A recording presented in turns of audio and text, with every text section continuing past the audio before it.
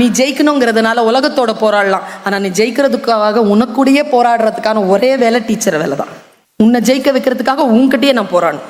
வேற எந்த வேலையும் அப்படி இல்லை. வெளியில போராடினா போதும். உன்னை வளர்க்கறதுக்கு வெளியில போராடி உனக்கு சம்பாதிச்சு கொடுத்தா போதும். உன்னை வளர்க்கறதுக்கு உன்கிட்டயே போராடுறது நாங்க தான். எப்படியாவது படிச்சிரு, எப்படியாவது பாஸ் பண்ணிடு, இந்த நோட்ஸை தர, இதை படிச்சிரு, நீ இதை கவனிக்க மாட்டேங்கிற, அதுதான். இந்த கவனிச்சுட்டேன்னா நீ வந்துருவ. இப்படிலாம் சொல்லி சொல்லி உங்களை தட்டி தட்டி எடுத்து நாங்கள் உங்களை அடுத்த கட்டத்திற்கு உயர்த்துகிறோம். யாருக்கு தெரியுமா இந்த உலகம் வாய்ப்பு தருகிறது? யார் ஒருவர் அடிஷனல் குவாலிஃபிகேஷனோட இருக்கிறார்களோ அவர்களுக்கு தான். Just have additional qualification.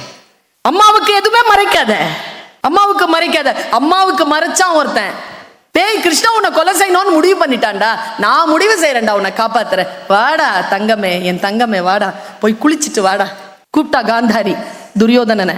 வரும்போது கிருஷ்ணன் சொன்னா, என்னடா அம்மனமா பாரு, அம்மா முன்னால அம்மா தான் கூப்பிட்டுச்சு. சி மறைக்க வேண்டியதை மறைச்சிட்டு போடா, பொம்பளை இல்ல. வாழையில மறைச்சிட்டு போய் நின்னா, கண்களை கழற்றி கண்களினுடைய அந்த திரையை எடுத்து அந்த கண்களில் இருக்கக்கூடிய அத்தனை சக்தியும் அந்த உடலில் பாய்ச்சினாள் தாய் காந்தாரி. வஜ்ரமாக்கினாள் அந்த உடம்பை. இடுப்பு பகுதி மட்டும் மறைஞ்சு இருந்தது. தர வரைக்கும் பார்த்துட்டு கண்ணை மூடிக்கிட்டு கதறி அழுதாள் காந்தாரி. தவறு செஞ்சுட்டியே தங்கமே, ஏண்டா பகுதியை மறைச்ச, என் பார்வை படலையேடா. கிருஷ்ணன் தாம்மா சொன்னான் மறைச்சிட்டு போன்னு. நீங்க பாருங்க, துரியோதனனுக்கு உடம்புல எங்க அடிச்சாலும் உயிர் போகாது. அம்மாவனுடைய கண் படாத தொடையில் அடித்தால் உயிர் போகும். இந்த கதை எதுக்கு நமக்கு? தாய் தந்தைக்கு எதையும் மறைக்காதீர்கள், நீங்கள் எதை மறைக்கிறீர்களோ அதனால் உங்களுடைய வீழ்ச்சி அதில் எழுதப்பட்டிருக்கிறது என்பதனை நாம் நினைவில் வைத்துக் கொள்ள வேண்டும் என்பதற்காக துரியோதனன் கதையை மகாபாரதம் நமக்கு சொல்கிறது. லேர்ன் குழந்தைகளை, எல்லா விஷயங்களையும் லேர்ன் பண்ணுங்க. திஸ் இஸ் ரொம்ப இமோஷனலா இருக்கிறேன். நான் பைபிளில் படித்த ஒரு விஷயத்தை சொல்லிட்டு போறேன். நான் இந்த கதையை சொல்றேன், எத்தனை பேர் மனசுல மாற்றம் வருதுன்னு எனக்கு தெரியாது. மிகப்பெரிய பிரார்த்தனையோடு சொல்றேன். பாரு, ஒரு 10 பேர் தூங்கிட்டு இருக்காங்க. பைபிள் இப்படி சொல்லுது. காட்சி ஆன் பண்ண மூளை ஆன் பண்ண, மூளையில் ஒரு கேமரா இருக்கு, ஆன் பண்ண. 10 பேர் தூங்கிட்டு, திடீர்னு ஒரு அசிரீரி வருது. உங்கள் தலைவன் வருகிறான், நீங்கள் போய் அவர்களை சேர்ந்து கொள்ளலாம். அத்தனை பேர் எந்திரிச்சிட்டாங்க. பைபிள் இதை சொல்லுது. அத்தனை பேர் எந்திரிச்சு, மணவாளன் வரப்போகிறார், கன்னிகா ஸ்திரீகள் வாங்க வாங்க கிளம்புங்க கிளம்புங்க. குறிப்பு தருது பைபிள், சில புத்தி உள்ள கன்னிமார்கள் மணாளன் எப்பொழுது வருவான் என்று தெரியாத காரணத்தினால் தீப்பந்தத்தை எடுத்துக்கொண்டார்கள். இருட்டு வந்துருச்சுன்னா எப்படி அவரை கண்டுபிடிக்கிறது? தீப்பந்தத்தை எடுத்துக்கொண்டார்கள். அவர்கள் தீப்பந்தத்தை எடுத்துக்கொண்டதை பார்த்து புத்தியற்ற கன்னிமார்களும் தீப்பந்தத்தை எடுத்துக்கொண்டார்கள். புத்திசாலி கன்னிமார்கள் கூடுதலான எண்ணெயை எடுத்துக்கொண்டார்கள். ஏ அப்பா, 10 பேரும் போறாங்க, லைன்ல நிக்கிறாங்க. காலையில சொன்ன செய்தி மத்தியானம் ஆகுது, சாயந்தரம் ஆகுது, 6 மணி ஆகுது, 7 மணி ஆகுது, இருட்டாயிடுச்சு, மணவாளன் வரவில்லை. பந்தத்தை ஏற்றி கொண்டார்கள். மணவாளனுடைய பாதையை பார்த்து வெளிச்சத்தோடு காத்திருந்தார்கள். மணவாளன் வருவதற்கு கால தாமதம் ஆயிற்று. உடனடியாக தன் தீப்பந்தத்தை பார்த்தார்கள். தீப்பந்தம் தன்னுடைய ஒளியை மங்கிக் கொண்டே வந்தது. கூடுதலாக எண்ணெய் எடுத்துக்கொண்டு வந்த கன்னிமார்கள் கூடுதலான எண்ணெயை அதில் விட்டு தீப்பந்தத்தை எரிய வைத்து மீண்டும் காத்திருக்க தொடங்கினார்கள். புத்தியற்ற கன்னிமார்களிடத்தில் கூடுதலான எண்ணெய் இல்லை. அவர்கள் இந்த புத்தியுள்ள கன்னிமார்களிடத்தில் கேட்டார்கள், எங்களுக்கு கொஞ்சம் எண்ணெய் கொடுங்களேன். புத்தியுள்ள கன்னிமார்கள் சொன்னார்கள், நாங்கள் எங்கள் தேவைக்குத்தான் வைத்திருக்கிறோம், உங்களிடத்தில் தருவதற்கு இல்லை. நீங்கள் எண்ணெய் விற்பனரிடம் போய் வாங்கிக் கொள்ளுங்கள். அவர்கள் எண்ணெய் விற்பனையிடம் போய் எண்ணெய் வாங்கி கொண்டிருக்கக்கூடிய அந்த வினாடியில் தலைவர் மணாளன் வந்து விட்டார். தனக்காக காத்திருந்த கன்னிமார்களுடன் சென்று கோவிலில் கதவடைத்துக் கொண்டார். விற்பனர்களிடம் எண்ணெய் வாங்கி கொண்டு பந்தத்தை எரிய வைத்து ஓடி வந்து பார்த்த கன்னிமார்கள் கண்டு கொண்டார்கள், மணாளன் வந்து போய்விட்டார். தான் காத்திருந்தது வீணாக போய்விட்டது என்று ஓடி வந்து கோவில் அடைபட்ட கதவை தட்டுகிறார்கள். குழந்தைகளை, கதை முடிகிறது. தட்டுகிறார்கள். கதவிற்குள் இருந்த ஆண்டவர் சொன்னார், யார் அது? நாங்கள் உங்களுக்காக காத்திருந்த கன்னிமார்கள். நான் வரும்போது நீங்கள் இல்லையே, நாங்கள் எண்ணெய் வாங்குவதற்காக போயிருந்தோம். நீங்கள் யார் என்று எனக்கு தெரியாது. நான் வரும்போது காத்திருந்தவர்களுடன் வந்து கதவடைத்துக் கொண்டேன். நீங்கள் திரும்பி போகலாம். கதை முடியுதுங்க. கடவுள் அவர்களை ஏற்றுக்கொள்ளவில்லை.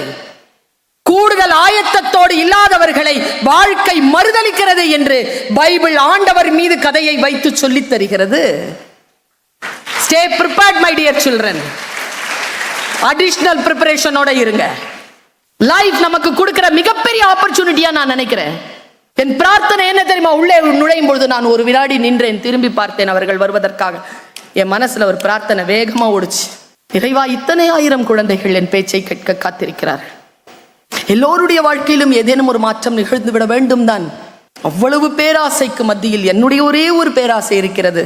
இந்த கூட்டத்தில் யாரோ ஒரு குழந்தையினுடைய வாழ்க்கையையாவது மாற்றக்கூடிய வல்லமையை இந்த நாக்கில் வார்த்தைகளாக தரமாட்டாயா?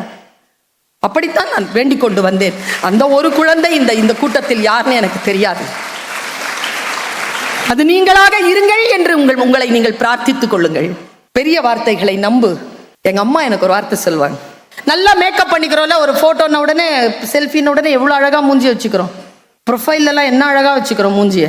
அம்மா சொன்னாங்க, மேக்கப் போட்டியா சுல்தானா? போட்டேம்மா. மை லிப்ஸ்டிக்லாம் வச்சு. ஷூட்டிங்கா இன்னைக்கு? ஆமாம்மா. ப்ரோக்ராமா? ஆமாம். சரி. கேமரா முன்னால் அழகா இருக்கிறல்ல? செருப்பு போடும்போது சொல்றாங்க, எங்க அம்மாக்கு 76 வயசு, 45 வயசு கடந்துருச்சு எனக்கு. என்னை பார்த்து சொல்றாங்க, என்ன சொன்னாங்க தெரியுமா? கேமரா முன்னால் அழகா இருக்கணும்னு நினைக்கிறல்ல, அந்த மாதிரி உன்னை பர்மனண்டா ஒரு கேமரா பார்த்துக்கிட்டே இருக்கு, அதுக்கு முன்னாலேயும் அழகா இரு, அந்த கேமராவுக்கு பேர் கடவுள் அப்படின்னு சொன்னாங்க. என்ன ஒரு வார்த்தை அது! இறைவன் உன்னை பார்த்து கொண்டே இருக்கிறான், அவனுக்கு முன்னால் முடிந்தால் அழகாக இரு என்று சொல்லிவிட்டு போனாள் என் தாய். சொல்தான் அலர்ட்டா நெஞ்சில வாங்கி வச்சுக்கோ என் குழந்தைய. 6th ஸ்டாண்டர்ட்லயே வாங்கி வச்சுக்கோ. 6th 7th 8th 9th and +1 இருக்கல்ல. என்ன சொல்றாங்க இவங்கெல்லாம்? 10th முடிச்சா வாழ்க்கையில ஜெயிச்சலாம் தானே சொல்றாங்க. +1 கிட்ட கேட்டுப்பார், 10th மட்டும் ஜெயிச்சுட்டேன்னு வச்சுக்கோ, அப்புறமா சொல்லும் +1 வந்து பப்ளிக் எக்ஸாம், அது எப்படியா ஜெயிச்சிரு. +2 சொல்லுவாங்க, ஐயோ இது ஜெயிக்கலன்னா அவ்வளவுதான். நான் ஒன்னு சொல்றேன் பார், ஒரு ஆப்பர்ச்சுனிட்டி கூட மிஸ் பண்ணாத. இவங்க ஜெயிக்கிற ஓட்டத்து கூட எல்லாம் ஓடாத, ஒரு வாய்ப்பை கூட மிஸ் பண்ணாத. ஜெயிக்கிறதுல இருந்து உன்னை நீயே தடுக்க முடியாது, ஒரு வாய்ப்பு கூட மிஸ் பண்ணக்கூடாது. நான் ரொம்ப சூட்சமான ஒரு விஷயம் சொல்றேன். 2020 நம்ம கொரோனா வந்துச்சா? கொரோனா வரும்போது என்ன ஒரு அற்புதம் தெரியுமா? ஹாஃப் இயர்லி எக்ஸாம் வச்சுக்கிட்டு தான் மார்க் போட்டாங்க. யாருக்காவது தெரியுமா அந்த ஹாஃப் இயர்லியில தான் தான் எழுத போற ஃபைனல் எக்ஸாம்னு? அதுல நிறைய சனியனுங்க லீவ் போட்டு இருந்துச்சு. ஆப்பர்ச்சுனிட்டி அப்படிதான் மிஸ் ஆகும். நாளைக்கு இதிலிருந்து வந்த ஒருத்தி தமிழ்நாட்டினுடைய முதலமைச்சர் சேர்ல கூட உட்காரலாம். மேடம் அன்னைக்கு பேசுனீங்கல்ல, வாங்க மேடம். தள்ளாத வயது என்னை கையழைத்து கொண்டு போவது முதலமைச்சராக இருக்கலாம். அந்த முதலமைச்சர் இதோ நான் பேசுகின்ற இந்த கூட்டத்தில் இருந்து புறப்பட்டு வரலாம். ஆப்பர்ச்சுனிட்டி எங்க இருந்து வேணாலும் வரும். அதனால ஸ்டே அலர்ட். நீங்க நினைச்சுக்காதீங்க டீச்சர்ஸ், உங்ககிட்ட இருக்கிற ஸ்டூடெண்ட்ஸ் வந்து நாளைக்கு ஏதோ ஒரு கம்ப்ளைண்ட்காக நீங்க போலீஸ் ஸ்டேஷன் நுழையும் பொழுது உள்ள வந்து இன்ஸ்பெக்டராக உட்காந்துருக்கலாம். நீங்க அடிச்சது அவளுக்கு ஞாபகம் வந்துடக்கூடாது. ஆஸ்பத்திரிக்கு போகும்போது டாக்டரா உட்காந்துருக்கலாம். நீங்க ஏதோ ஒரு சில்மிஷன் செஞ்சது அவளுக்கு ஞாபகம் வந்துடக்கூடாது. So stay alert. நம் குழந்தைகள், நாம இன்னொரு 10 வருஷம் போனாலும் இவங்க கொடுக்குற சம்பளமோ இவங்க கொடுக்குற பேம்பர்ட்லயே இந்த இன்ஸ்டிடியூஷன் விட்டு நாம போறது இல்லை. ஆனா இந்த குழந்தைகள் நம்மை ஆட்சி செய்யக்கூடிய மிகப்பெரிய இடத்தில் போய் உட்கார போகிறார்கள். அந்த குழந்தைகளைத்தான் நாம் வகுப்பிலே நாம் ஆட்சி செய்து கொண்டிருக்கிறோங்கிற கவனத்தோடு இந்த குழந்தைகளை நாம் ஆட்சி செய்ய வேண்டும். இன்னொரு விஷயமா சொல்றவங்க எல்லார் காலையும் விழுந்து கேட்கிறேன், உங்கள் அறிவை மட்டும் அவர்களுக்கு தந்து விடாதீர்கள். அதற்காக அவர்கள் இந்த வகுப்பிற்கு வரவில்லை. அவர்கள் அறிவை அவர்கள் அறிமுகம் செய்து கொள்வதற்காக வந்திருக்கிறார்கள். அதை இக்னைட் பண்ணி விடுறதுதான் டீச்சர்ஸனுடைய கடமை. நான் திருப்பி திருப்பி சொல்லிட்டே இருக்கிறேன். பைபிள்ல ஒரு விஷயம் சொல்றேன், சொன்னா அது முடிச்சுக்குவேன் பேச்ச. நல்லா தெரிஞ்சுக்கோ. கதை சொல்லுங்க மேடம், நல்ல கதையா சொல்லுங்க. டீச்சர்ஸ்லாம் கதை சொல்றதே விட்டாங்க. எங்க டீச்சர்லாம் 3 நிமிஷம் கதை சொல்லி தான் கிளாஸையே முடிப்பாங்க. அது டீச்சர், சயின்ஸ் டீச்சராக இருந்தாலும் சரி, ஏதோ ஒரு மாரல் ஸ்டோரி சொல்லி தான் முடிப்பாங்க. இப்பெல்லாம் அதுக்கு வாய்ப்பே கிடையாது. அதெல்லாம் தான் அதை ஒரு சின்ன ஒரு ஸ்ட்ரோக் தான் வந்து வாழ்க்கையில் பெரிய விஷயங்களை கொண்டு. என் ஃபிசிக்ஸ் டீச்சர் எனக்கு சொல்லுவாங்க, குறுக்கு பாதைகள் நீளமானவை. ஒரே சொல் தான், சொல்ல புரிஞ்சுக்குவேன் நான். Short cuts are very lengthy. புரிஞ்சுக்கிட்டேன் நான், நீ புரிஞ்சுக்கோ. அடிஷ்னலா என்ன பண்ண முடியுமா? அடிப்படையாக இருப்பதையே நீங்க வந்து பார்த்துட்டு இருக்கிறீங்கன்னா அதுக்கு மேல ஏறி நிக்கணும். அவங்களுக்கு தான் வெற்றி. இந்த உலகம் போட்டிகளால் நிரம்பி இருக்கிறது. நான் ஒரு பாம்பு பண்ணைக்கு போயிருந்தேன் சாண்டியாகோல. நிறைய பாம்பு பார்க்கறது நான் ரொம்ப பிடிக்கும். எனக்கு பார்க்க சூப்பர். அது பாம்பு என் கண்ணில் பட்டுடும். அன்னைக்கு பாம்பு பண்ணை இருந்துச்சு சாண்டியாகோல. என் கூட பெரியவங்க பேச்சாளர்கள்லாம் வந்திருந்தாங்க. அவங்க சொல்லிட்டாங்க போகலாம் பருவின்னா. ஒருத்தர்கிட்ட நான் அந்த ஷரவன் சார் மாதிரி ஒருத்தர் என்னுடைய organiser, sir snake park sir பார்த்துட்டு மேடம் 3 கிலோமீட்டர் மேடம் பார்க்க முடியாது. இல்லை சார் பார்க்கணும் சார். $15 மேடம் நான் கொடுக்குறேன் சார். சார் மேடம் பயப்படுவீங்க மேடம், வேண்டாம் மேடம். நானா சார் நீங்கள் வருவீங்கல்ல? நான் எனக்கு பயம் இல்லை மேடம், நான் வருவேன். டிக்கெட் வாங்கிட்டு வாங்க சார். போய் பெரியவங்க சொன்னாங்க சரி பர்வீன் நாங்கள் உட்காந்துருக்கோம், நீ போய் பார்த்துட்டு வாங்க. டிக்கெட் வாங்கிட்டு வந்தாருங்க. கையில் கொடுக்குறாரு குழந்தைகளை டிக்கெட்டை. நான் என் கையில் டிக்கெட், நீங்கள் இங்கே போங்க மேடம் வரேன். உள்ளே போன பாருங்க, டொப்புன்னு கதவு மூடிருச்சு. அந்த ஆள் வரல. அவன் சொல்றான் எனக்கு, அவர் சொன்னாரு பயமா இருக்கும் மேடம்னு. நான் நம்பலிங்க. வாழ்க்கை இப்படிதான் குழந்தைகளை. துணிச்சலா போகும்போது, தனியா போகும்போது அவ்வளவு பயமா இருக்கும். துணிச்சல் தான். உள்ள போன பாருங்க குப்புன்னு இருக்குங்க. நான் ஆசீர்வதிக்கிறேன். சாண்டியாகோல அந்த அந்த ஜூக்கு போங்க. குப்புன்னு அடைச்சிட்டு பின்னால் அந்த வாய்ஸ், டாக்டர் சுல்தானா. டிக்கெட் வாங்கும்போது பேர் சொல்லியிருக்கான் அவன். Please welcome the venomous world. Please hold your hand in the bar. Don't move. The reptiles doesn't like human moves. இப்படிதான் சொல்றான். நான் கப்புன்னு பிடிச்சிக்கிட்டேங்க. திக்குன்னு ஆரம்பிச்சு அந்த பிராம் அப்படின்னு போகுதுங்க. We already alert you.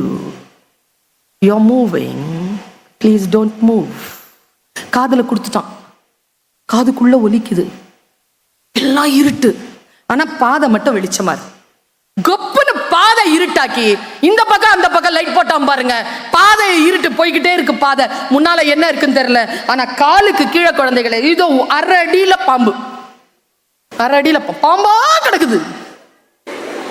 பாம்புனா பாம்பு, பாம்பு கலர் கலரா பாம்பு. இந்த இருக்கிற எல்லா கலர்லயும் பாம்பு. தண்ணி பாம்புல இருந்து அனகோண்டா வரைக்கும் உலகத்துல இருக்கிற எல்லா பாம்பும் லட்சக்கணக்கான பாம்பு குழந்தைகள். இந்த சனியம் பிடிச்சவன் 3 கிலோமீட்டர் தான் நகருது. 55 நிமிஷம். எப்படி இருக்கும்? ஆனா என்னன்னா மூவ் பண்ணா கொத்திரோங்கிறான். கால் அடியில இருக்குடா. பயந்து வியர்த்து விருத்து போய் முஞ்சி போச்சுங்க. துபுக்னு இறங்கி ஓடி போலான்னு பார்த்தா லைட் போட்டான். எனக்கு முன்னால ஒரு 10-15 பேர் இருக்கிறாங்க. வேர்த்து இனிமேல் பாம்பு பாப்ப. எல்லா கண்ணா கடவுளுடைய வைல்ட் பியூட்டி. மை காட், இவ்வளோ பியூட்டியையும் பார்த்தேன். எல்லாத்தையும் பார்த்துட்டு அப்படியே வந்துட்டு சரி வெளியில போலான்னு பார்த்தா இந்த பெரிய ஒரு கூண்டு, கண்ணாடி கூண்டு. அதுக்குள்ள ஒரு 12-16 அடிக்கு ஒரு பாம்புங்க. அப்படி சுத்திட்டு உட்காந்துட்டு அது நம்மளெல்லாம் பார்த்த உடனே அப்படி எழுந்துருச்சு. அப்படி நின்னுது பாருங்க, கிங் கோப்ரா. அப்படி நின்னுச்சு, அப்படி காட்டுச்சுங்க எங்களுக்கு. நான் அப்படி அட பாவி கடவுளே, இதான் தரிசனமா? இப்படி பாக்குதுங்க. அது இந்த பெரிய இருக்குங்க தலை. அப்படி இருக்கு தலை. எப்படி இருக்குதோ அப்படியே இருக்குது கால் வரைக்கும். பெருசு. பின்னால 2000 ஸ்க்ரோலிங் போகுது. அந்த அந்த பாம்புக்கு பேர் கிங் கோப்ரா. அவன் சொல்றான், ஏன் இது கூண்டுல இருக்கு தெரியுமா? நீ பார்த்துட்டு அந்த லட்சக்கணக்கான பாம்பு தான் இதுக்கு உணவு. பாம்பை தின்று வாழும் பாம்பு. It is called king of snakes. இதனுடைய குட்டிக்கு இருக்கிற விஷயம் தான் இதுக்கும். இது முட்டையிட்டு குஞ்சு பொரிக்கும், குட்டி போடும். என்னென்னமோ சொல்றாங்க. எனக்கு பார்த்து எப்போ அது வேற திரும்பி திரும்பி என்னை பார்க்குது. கண்ணு என்ன மாதிரியே இருக்குது, பெருசா இருக்குது. நான் அதுவும் கண்ணை பார்த்துக்கிட்டோம். என்ன தைரியம் எனக்கு? கண்ணாடி கூண்டுக்குள்ள தானே இருக்கு. அது வெளியில ஏன் இல்லைன்னா எல்லாம் தின்னுடோன்றதுனால கூண்டுல போட்டு வச்சிருக்காங்க. அப்படியே பார்த்து சரி ஒரு செல்ஃபி எடுத்துக்கிட்டேன். அதோட இருக்கு, நான் சாருக்கு அனுப்புறேன், நீங்க வேணா போட்டு காட்டுங்க பிள்ளைகள். நானும் அதுவும் இப்படி பார்த்துட்டு இருக்கோம். அது என்ன பார்க்குது, நான் கேமராவை பார்க்குறேன். நீ வாடி உள்ள, வெளியில இருக்கிறதுனால தானே இவ்வளவு திமுறா இருக்கிறங்கிற மாதிரியே அது என்ன பார்க்குது. சரிண்ணே சரி வெளியில போலான்னு பார்த்தா இத்தனோண்டு ஒரு சின்ன கூண்டு குழந்தைகளை. நான் இந்த அனுபவத்தை சொல்லிட்டு உட்கார்றேன். சின்ன கூண்டு, இதுகிட்ட இல்ல ஆட்கள். It's a crowd puller. It's like me. பயங்கரமா அப்படி இருக்குங்க. அது இத்தனோண்டு தான் இருக்கு. இதெல்லாம் இது இப்படிதானே பாக்குது இந்த பாம்பு. அது எப்படி அங்க இருக்குது, அங்க இருக்குது, இங்க இருக்குது. ஒரு நிமிஷம் உட்காரலைங்க. அது கூண்டுல போட்டு வச்சிருக்கான். ஒரே ஒரு ஸ்க்ரோலிங் தான் போகுது. அதுக்கு பேர் சவுத் ஆப்பிரிக்கன் ஸ்னேக். அதுக்கு பேர் பிளாக் மாம்பா. Black Mamba. அது குட்டி, பெருசு இல்ல, குட்டி.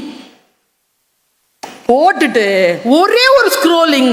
அதுக்கு எல்லா ஸ்க்ரோலிங் கிரீன்ல போகுது, இதுக்கு மட்டும் ரெட்ல போகுது.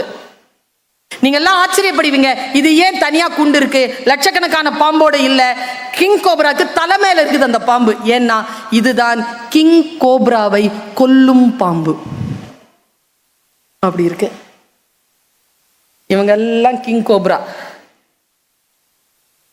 இந்த உலகத்துல யாரெல்லாம் வரலாறு படைத்தார்களோ அவர்கள் எல்லாம் கிங் கோப்ரா. ஆனால் வரும் தலைமுறையாகிய நீங்கள் தான் பிளாக் மாம்பா. பிளாக் மாம்பாவா இருங்க. என்னதான் உங்களுக்கு முன்னால ராஜநாகம் வந்தாலும் அந்த ராஜநாகத்தை கொல்லுகின்ற பிளாக் மாம்பாவாக வாருங்கள் என் குழந்தைகளே. சிறகு விரித்து பறங்கள். நீங்கள் சிட்டுக்குருவியாக இருப்பதாக இவர்கள் நினைக்கிறார்கள். கிடையாது. என்னை போல நீங்களும் ராஜாளிகள் தான். வானம் விரிந்திருக்கிறது. சிறகை விரிப்பதற்காக நானும் காத்திருக்கிறேன். நீங்கள் காத்திருக்காமல் சிறகை விரியுங்கள். வாருங்கள், பரப்போம். வானம் நமக்காக காத்திருக்கிறது. யாருடைய சிகரத்தையும் தொட்டு விடாதீர்கள். ஏனென்றால் அடுத்தவர்கள் தொட்ட சிகரத்தை தொடுவது அல்ல சிகரம் தொடுவது. நம் உயரத்தின் எல்லையை தொடுவதுதான் சிகரம் தொடுவது.